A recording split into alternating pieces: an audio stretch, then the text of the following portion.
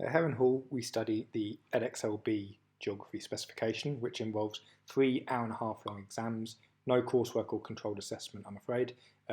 This results in a number of short answers and essay writing questions, and you'll be assessed weekly through knowledge quizzes and multiple essays throughout the year. At the end of Year 8, you will have finished your study of various continents in the world. We start Year 9 looking at a unit on the geography of health. This is before we do the GCSE, just to make sure we reinforce all of your geographical skills with maps, graphs and essay writing technique. We start the GCSE after the October half term looking at a unit on hazards, which can include earthquakes and volcanoes, how to manage them and the problems that they cause, as well as atmospheric hazards including hurricanes and climate change.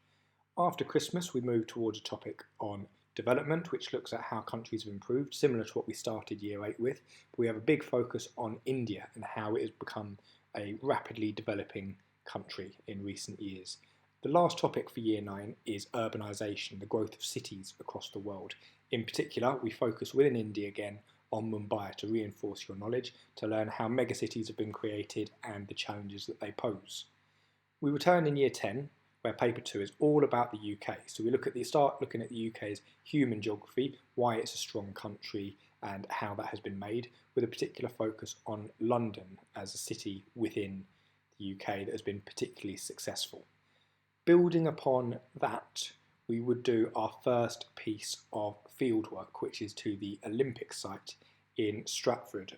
We would normally do this around about Christmas time. We would look at the effects of regeneration. Have the improvements actually helped the people who have lived there, or was it maybe not as successful as we would like to believe? The second half of the year is all built around the UK's physical geography. So we would start with a study of rivers, how they're formed, various landscapes, and the effect that they would have on people with regards to flooding, before looking at coasts as well. So the UK being an island has a long coastline.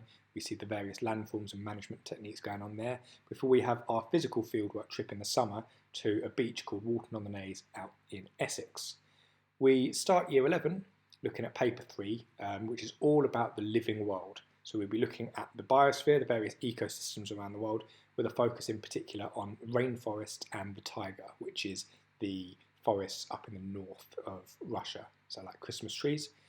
We do a topic on resources, so energy resources and what the future holds for us in the changing world with climate change and running out of certain fuels.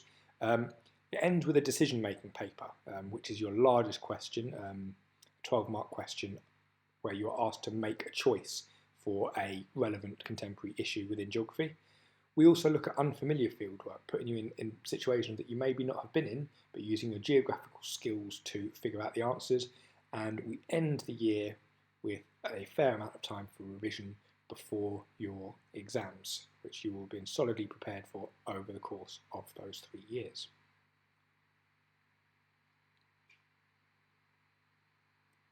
In terms of skills, geography is seen as a good subject because it involves a lot of skills. Employers like it because a geography student has encountered a number of them. It's a good mixture between the sciences and the arts. It involves a lot of written skills from English as well as math skills.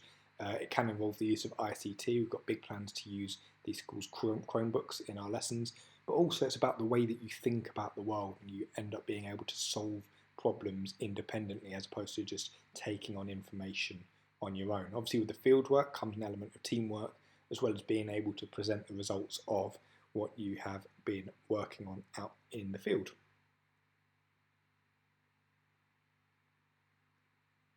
As previously mentioned, we have a range of trips to Stratford for the human geography and to Walton-on-the-Naze on the beach for the physical geography. Got some images here of previous Year 11s investigating whether the coastal defences worked. Common questions that we do get. Geography isn't easier than history. Lots of people think it's less writing. It isn't, it's just a different kind of writing. You don't have to do it, but it is an EBAC subject. It is seen as favourable in terms of you getting passing the EBAC. So geography, history and languages are part of that. And in terms of careers, geography is quite an open one for employers. I've known people to go into town planning, accounting, law, leisure and tourism and journalism by continuing their study of geography. If you do require any further information, please feel free to get in contact or use the websites that are attached at the end of this video.